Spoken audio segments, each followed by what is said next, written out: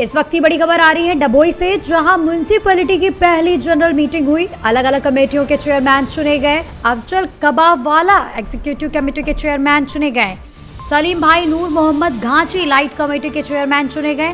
शीतलबेन पटेल 14 और 15 तारीख को फाइनेंस कमेटी के चेयरमैन चुने गए। मंजूल सलात वारी गृह के चेयरमैन चुने गए।